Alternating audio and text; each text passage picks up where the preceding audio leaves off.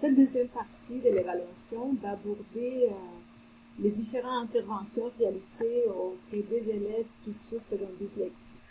Ici, on pourra constater qu'il y a des interventions qui sont communes à d'autres clientèles, comme la collaboration et la coordination entre la famille et l'école.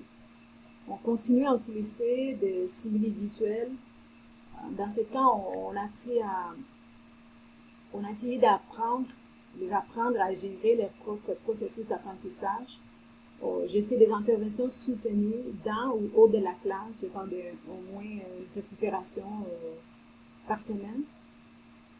On continue à donner des conseils simples.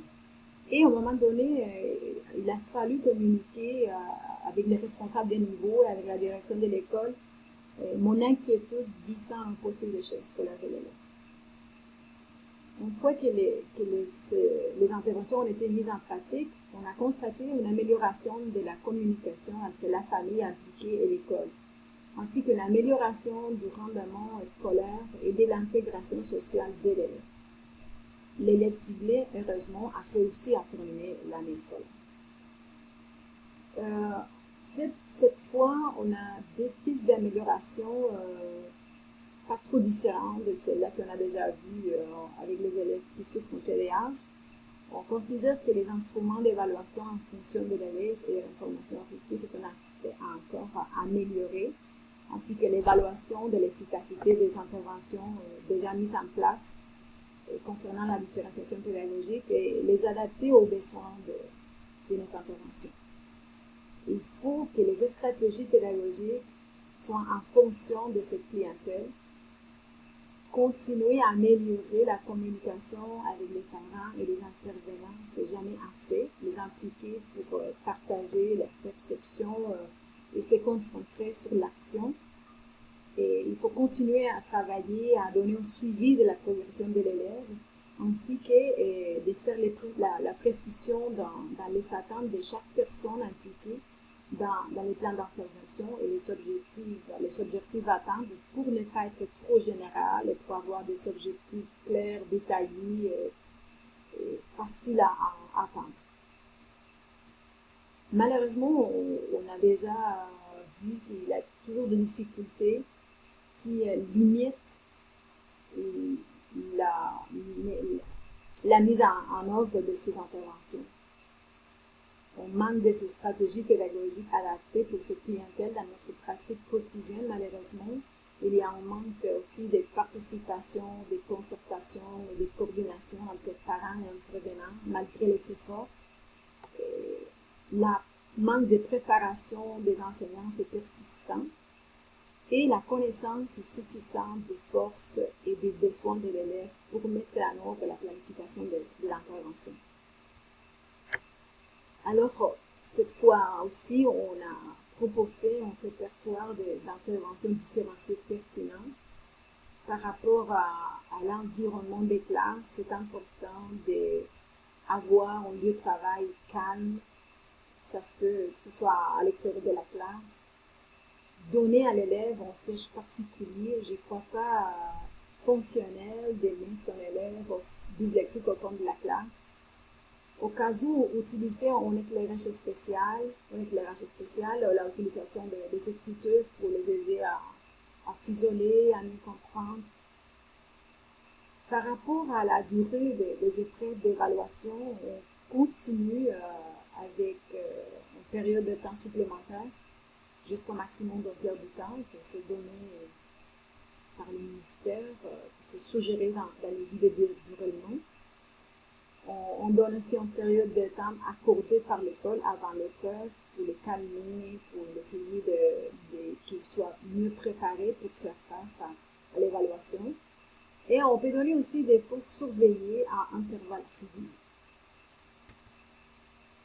Pour l'élève qui a des difficultés importantes sur le plan du langage, c'est important d'expliquer certains mots et certaines expressions de la vie courante.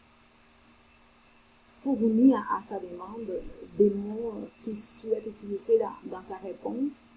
Et pour l'élève qui a des difficultés importantes en écriture, surtout en anglais, qu'on pratique l'écriture, la partie orale, c'est important de s'assurer que ce qui est écrit, soit dans les tableaux, dans l'examen, dans le document, soit lisible et compréhensible. Fournir à la demande de l'élève l'orthographe de certains mots et transcrire les mots et les phrases qu'elle ou il dit.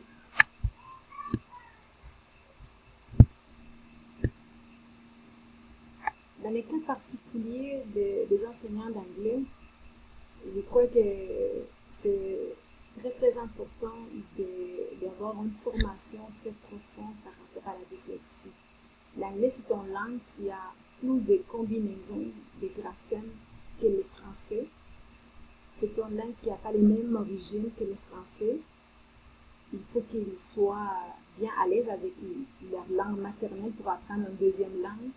Et le pire, c'est que beaucoup d'élèves attendent ce moment d'apprendre une deuxième langue et souvent ils se sentent déçus parce que c'est pas évident, c'est pas facile pour eux. C'est pour ça que c'est très important pour les enseignants d'anglais de faire beaucoup de preuve de patience, de compréhension, de leur montrer que c'est pas leur faute, qu'on sait qu'ils ont un problème, que c'est pas parce que les élèves sont paresseux, qu'ils sont pas intelligents. Il faut surtout les soutenir et les aider pour apprendre une deuxième langue. Alors voilà quelques conseils pratiques dans une classe d'anglais. Veillez à que l'élève soit dans un environnement tranquille, sans bruit en classe. On sait que les élèves dyslexiques sont trop sensibles au bruit et que l'environnement bruyant peut être difficile pour eux à un moment de trier les parties les plus importantes de la classe.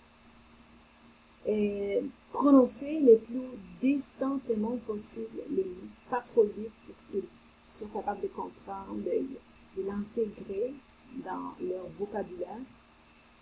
L'élève dyslexique doit être assis de façon à bien entendre les professeurs. On a parlé déjà de ça, de ne pas l'asseoir au fond de la classe pour pouvoir suivre les mouvements des élèves. Quand on écrit au tableau, que ça soit d'une façon assez grande et distante pour eux, et l'encourager aussi à faire la même chose quand elle fait les exercices d'écriture, que ce soit grande et lisible. Lors de l'interrogation écrite, c'est important de remettre un questionnaire qui soit facile à lire, en caractère d'imprimerie et pas en écriture. C'est important aussi d'assurer qu'il a bien compris les questions qu'on l'a données. Par rapport à la grammaire, et ça c'est une partie très importante, les tournures de phrases, les expressions anglaises doivent être obligatoirement expliquées et traduites dans la langue maternelle du dyslexique, même si cela va à l'encontre de la pédagogie actuelle. C'est important parce que la grammaire, c'est complètement inhabituel pour eux. Alors c'est important de donner les exemples dans leur langue maternelle. Vérifier fréquemment la prononciation, si la prononciation est correcte, afin d'éviter que ça soit que les prononciations incorrectes soient mémorisées. Si ça arrive, c'est très difficile après de corriger la prononciation incorrecte d'un mot. Et on fait appel à des répétitions incessantes pour aider à la mise en mémoire à long terme de ces élèves. On sait qu'ils ont besoin de plus de temps pour apprendre, plus de temps pour écrire et encore plus de temps pour contrôler leur écrit. C'est important qu'ils travaillent sans stress. Ça dépend beaucoup de notre compréhension, de notre familiarisation avec les problèmes. Alors, il est convenable de fournir des encouragements sur sa capacité de réussir, assurer une rétroaction fréquente sur ses attitudes et faire l'appel à une expérience intérieure positive. Pour conclure, j'aimerais